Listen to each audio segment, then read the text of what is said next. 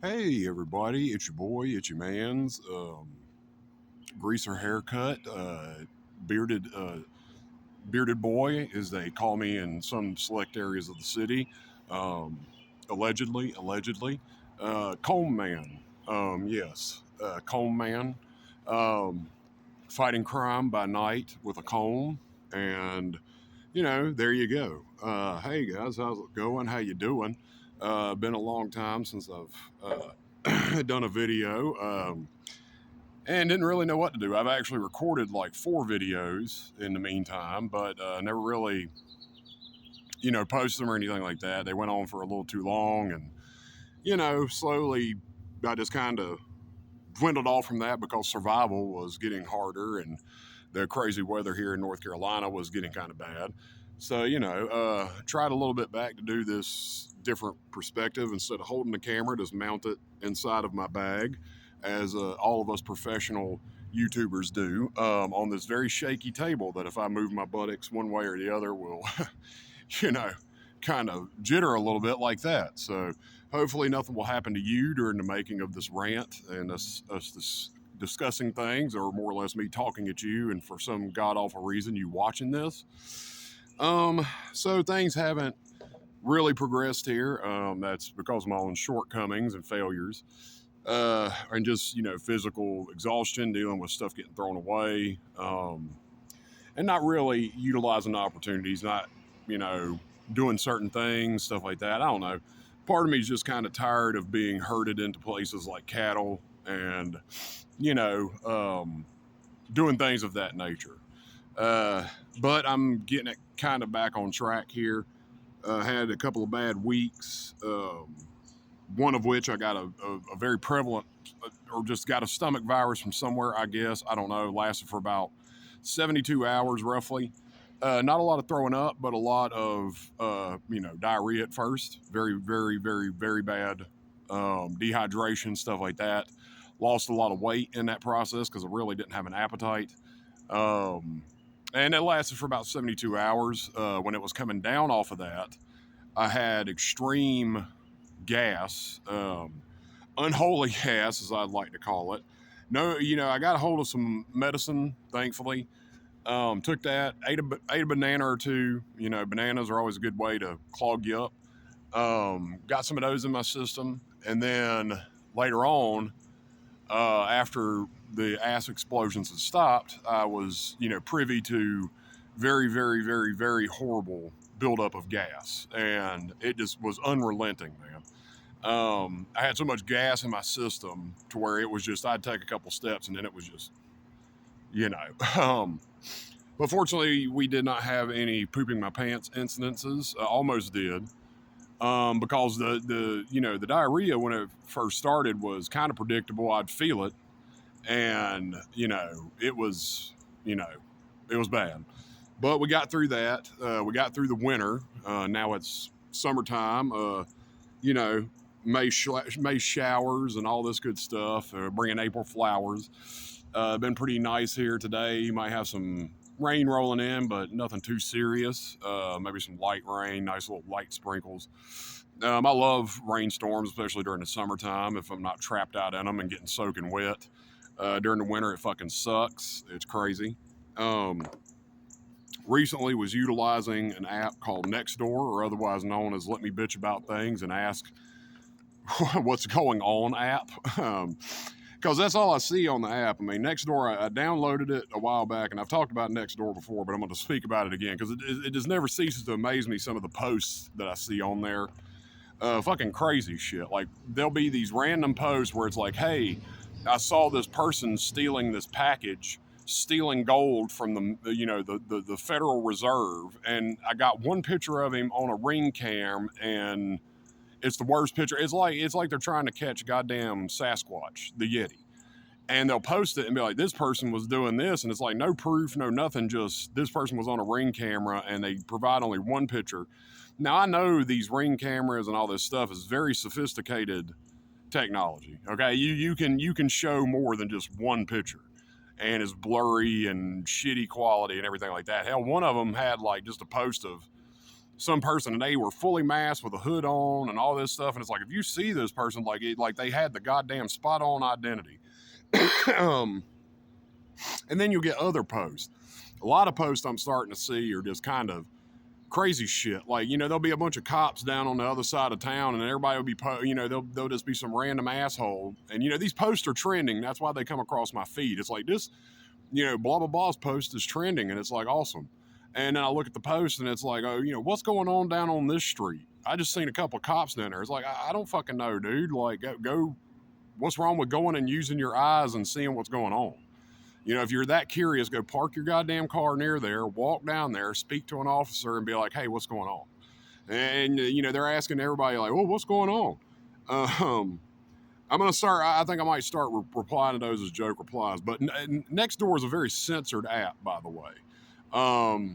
They have become very censored. Like if you offer or ask for anything, no matter what the reason is, of any kind of aid or anything like that, it's automatically flagged as, trying to solicit money, which they don't allow apparently because people can't use block and stuff like that. You could tell a bunch of Karens run the website because there's a lot of white people Karen bullshit going on with the site.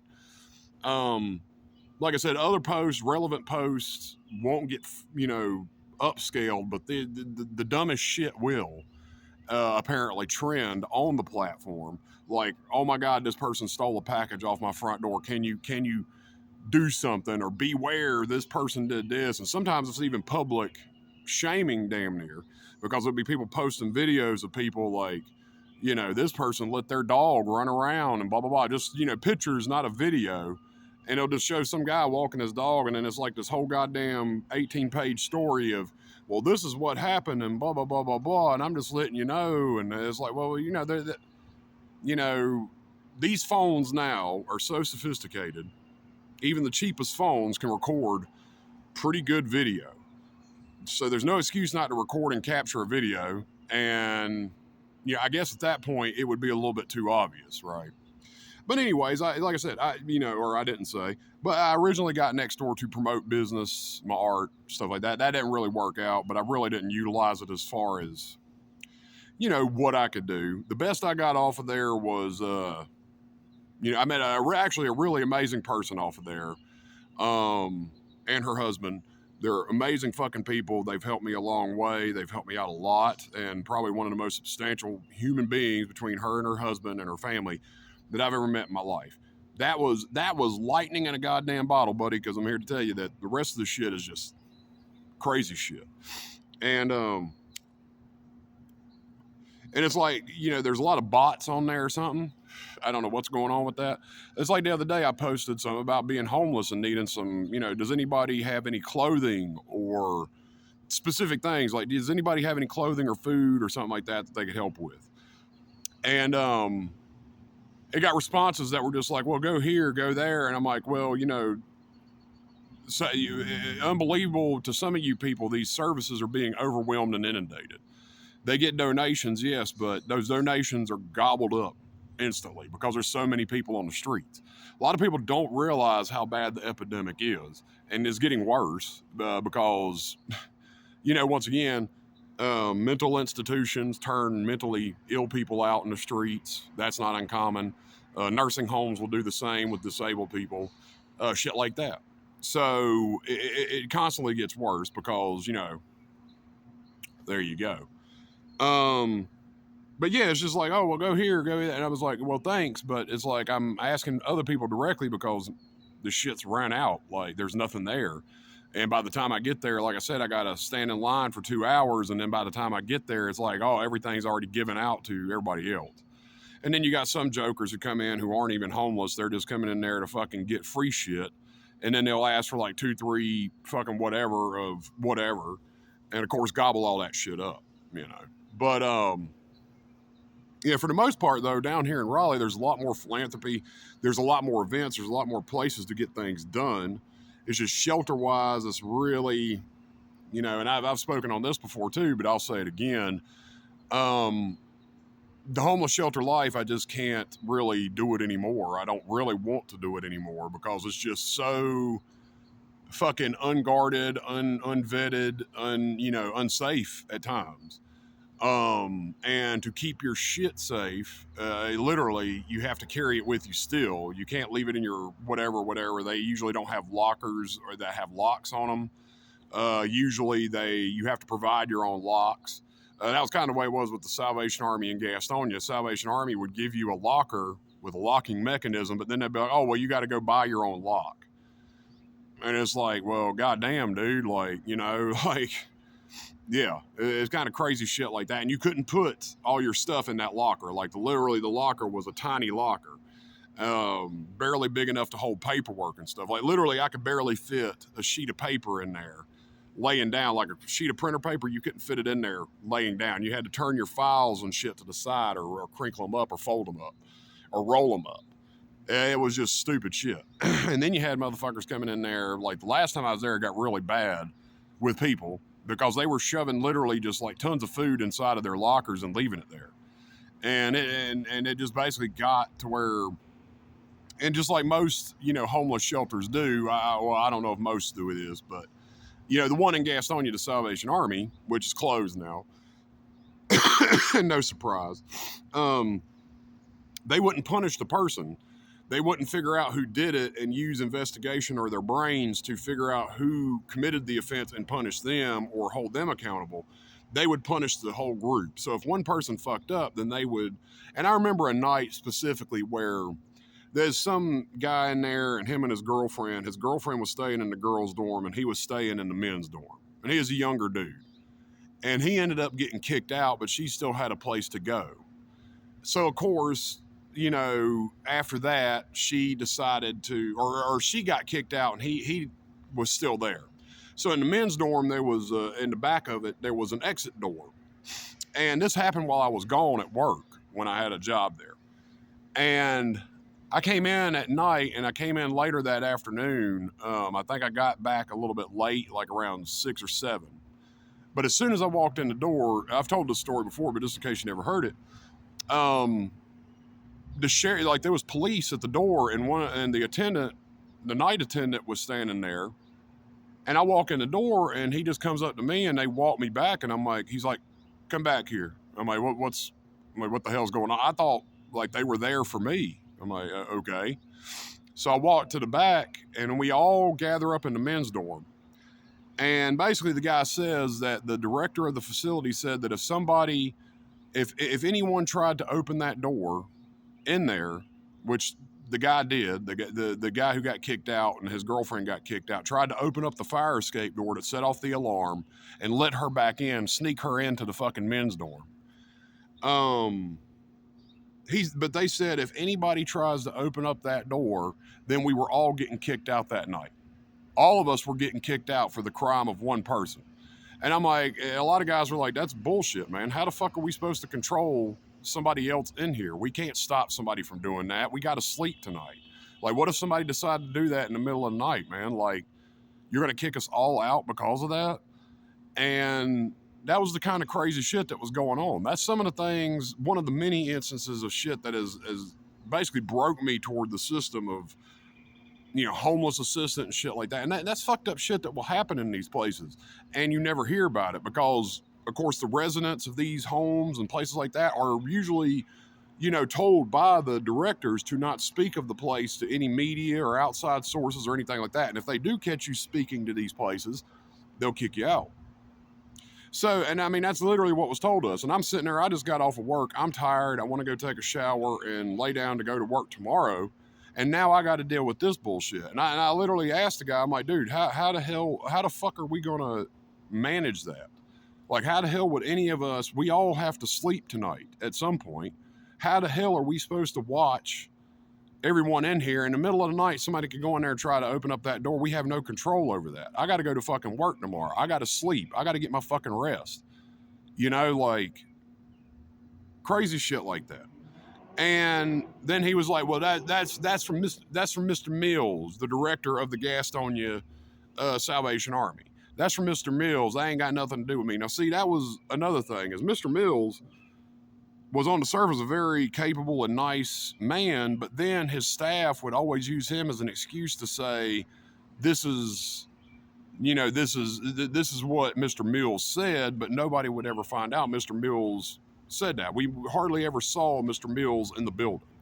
He would actually park at the back of the facility so nobody would talk to him as he walked in the door. So nobody would be able to talk to him or talk. None of the residents would be able to meet with him unless you scheduled a meeting and he had time to prepare his statements to you. But you couldn't just see him walk in the front door and discuss things. And like I said, that they would use him as a justification for all the cruelty or anything that they would do to you. So they'd be like, "Oh, Mr. Mills said this. Mr. Mills said that y'all can't have food tonight or something like that because of blah blah blah, because some idiot did something stupid, and now we're gonna punish all of you." And a lot of that shit that happened through the Salvation Army, because it's the only place to go in Gastonia to rebuild your life or to get into a shelter. And I had been there several times trying to restart my life. And no matter how hard I tried, no matter how much I put into it, man, that place just had a way of chipping away at you and eating your soul and destroying you. And it happened every time. And I just kept giving it a chance. But every time I was a little bit smarter about knowing what was going on when I got in there. But that didn't matter. It still was just soul sucking and whatever. So that's that. But today I had a meeting with a young lady just by chance who came up, asked me for a smoke. She is a young homeless girl on the streets here. Very, very sweet girl. We just had a simple discussion. We were just sitting there talking for a bit. And I don't know, she kind of rekindled a lot of things in me. And, it felt nice to talk to someone about her situation and just her problems. And she wasn't, she came from the country, came to this city to try to do better for herself. She had, several problems, whatever, but she's a really beautiful, sweet, and I could tell kind girl. And she was just, I guess, looking for somebody to speak with. And she was talking to me about, not wanting to talk to people sometimes. I'm like, that's perfectly normal. I'm like, everything you're saying is normal shit that everybody goes through. And I think it's because she came from a very rural area to this that she's just really kind of lost in the woods. And she's in a shelter right now, but ain't no telling how that's going to work out for her. And hopefully she'll come out. I mean, at the point I met her, she was stable enough and sane enough to where she can make it out of this, but there's really no telling with that, because going through this whole process and everything, which is something I don't really understand with people, is people just don't understand the longer you're in it, the harder it is to maintain sanity, safety, stuff like that. Not just because of, any, just like with prison, any kind of like latent or slight mental illnesses and mental troubles and mental whatever you have. If you go into the situation with that shit, this is only going to exacerbate and blow that up, essentially. But God bless the young woman. I think her name was Tiara. She was a very nice girl, very, very beautiful girl, like I said, and very sweet. And we just had a, about 10-minute long discussion. Then she had to skedaddle, ended up taking my lighter with her. So, fortunately I had backups. So I didn't bother with it, gave her a couple smokes, and we just had a discussion. And she was asking me about, whatever. And I just told her, about good and evil, my perceptions of good and evil. And, just trying to reaffirm to her, best you could do is just take it one day at a fucking time. And that's homeless or not, the best you can do is just take it one day at a fucking time now, man. And I told her, I'm like, you got to face facts. This country is falling to pieces, and it's falling to pieces pretty rapidly, and it's engineered that way, apparently. And it's,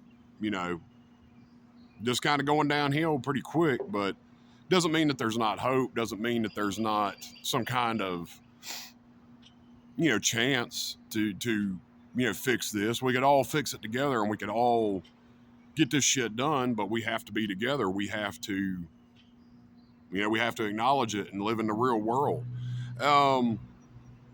That's about all I could say. They got some event going on for the next couple of days down in downtown Raleigh, getting that all set up. So that looked pretty cool. It's called the Brewaloo. I think it's all about independent breweries and stuff like that. Pretty cool. They were just setting it up when I left down there. Had a money-making opportunity to help a gentleman tomorrow and today, but he canceled today and then tomorrow's up in the air. I haven't heard from him today, but maybe I'll hear from him later on this evening. Go help him do some things for his father. I'm kind of making it a point of record just in case something does happen to me where I am, MIA or end up getting butchered in a basement somewhere. But I don't think that's going to happen. But, you never know with people, because even with men, that's something else me and this young lady talked about. I was like, it's very hard out here for a woman. But I was like, you gotta believe me, it happens to men too. Like, there's homosexual predators who will target homeless men. And just like with rapists and serial killers and stuff like that, they'll target women, they'll target men too, because, you're basically seen as free game, and you got to be careful. You got to be aware, even from other men offering you certain things. And I have to admit, the gentleman that I met, he said he was going to bring me some stuff. We had a discussion at first. He messaged me because this is through Nextdoor. I actually put out that I was looking for work. I was like, does anybody have any kind of jobs they need done around the house? Like, do they need like stuff picked up, stuff like that? It's like, I'll charge a reasonable rate. I'll figure out a way to get to you, whatever, man, and clean up, move a bunch of shit for you, whatever. I mean, just anything to make some cash money, some kind of upstart money to replace some things or get some things done. Namely, this shit shaved off of my face and a haircut so I could go and, really look for some, stable opportunities. Not that this would really matter, but, it does help to look a little bit more presentable. Anyways, he messaged me. We talked. We really just kind of messaged back and forth, and he was like, my father was the one who actually told me to get in contact with you. I'm like, okay. So his dad has this place. He's having a rental inspection coming up on the 1st, and he needed help getting some shit done around the house, cleaning it up, stuff like that. And I'm like, yeah, of course, but we never really established the payment. And I'm like, okay. And I'm like, he's like, my dad's generous and he'd probably take care of whatever. And I'm like, okay, well, cool. And he was like, well, here's my number. Just call me, whatever, when you get a chance. And I'm like, okay. And I texted him later and we had a discussion, and he was talking about, just out of nowhere, was like, I could bring you a couple things, whatever. And I'm like, oh, okay, cool. I'm like, I could really use, like a blanket pillow, which has gotten thrown away, unfortunately. Thought I had it in a safe spot, and this only happened like a day. Like, I only had it that night, and then the next day it got fucking scrubbed, which I thought the place that I had it stashed was, safe for that day because they had already done some work through that area, but apparently not. So anyways, that was my loss. That's the risk you take. That's the dice you roll, man. Anyways, so he's like, I'll come meet you that night. And I'm like, all right. So we had a location to meet up at. I met him at a location where there's plenty of cameras. It's not necessarily public, but it's public enough, and there's enough cameras to where, somebody could, theoretically, see who was on the cameras or whatever. But he didn't get out of his car, so I came over and I got into his car and I was talking to him, and I'm like, well, you could just pull over here to the sidewalk and we could talk for a second about what you need done at your dad's house and whatever. So, he was very nervous, I guess had PTSD. I could smell the marijuana on him. He did smoke weed.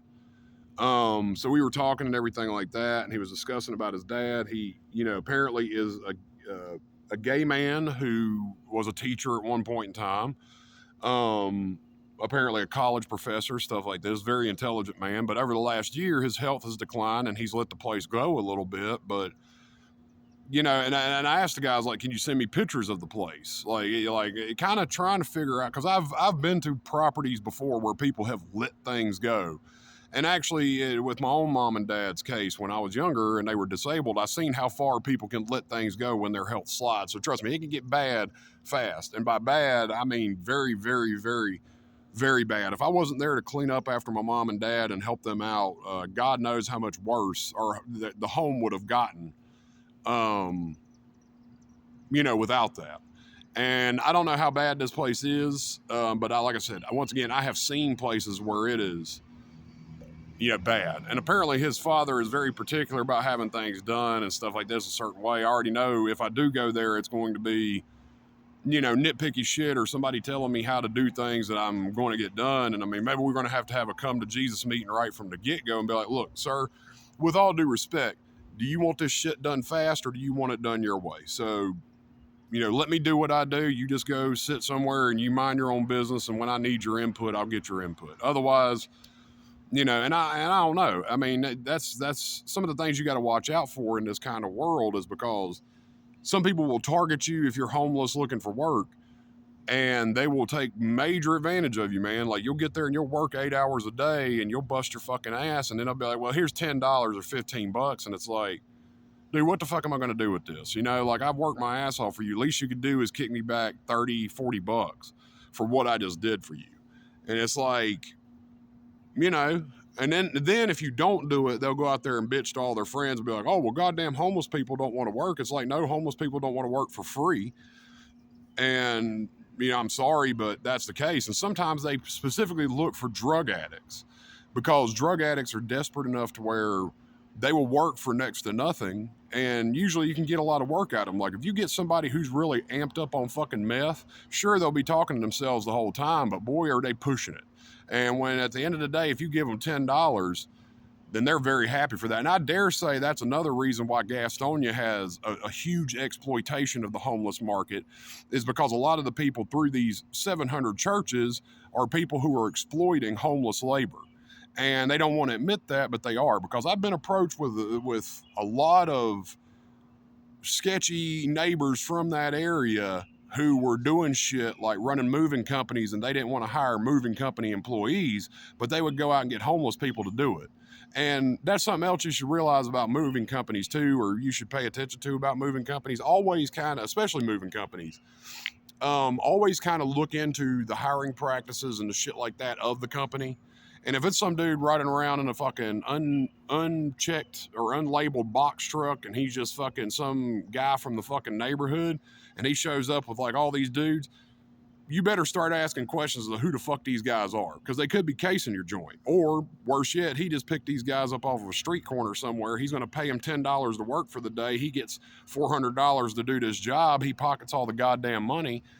And then these motherfuckers are going to come back later, and they're drug-addled psychopaths, and they're going to fucking, you know, destroy your home. They're going to get their fucking money, or steal while they're fucking moving your shit. And by the time you fucking, you know, do whatever, you won't even notice it. You know, like, it'll be too late. But anyways, I'm trying to keep working, trying to keep doing. I just want to apologize to all of you for failing any of your standards you may have imparted on me, which is okay. Also, if you're watching this and you're on my Facebook feed or anywhere else in my life and you want to check the fuck out, I don't blame you. Go ahead. I mean, do what you got to do, man. But just understand it's a process, and I'm slowly but surely, hopefully, getting there and coming around the corner of some very bad weeks, if not a bad month.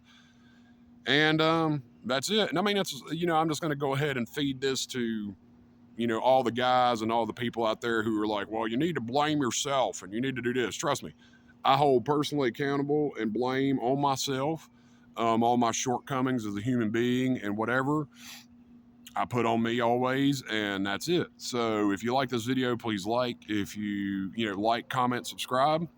That helps me out a lot. And if you would like to help out or contribute in any kind of financial way, all that will be in the description. And I appreciate you, and thank you so much for watching.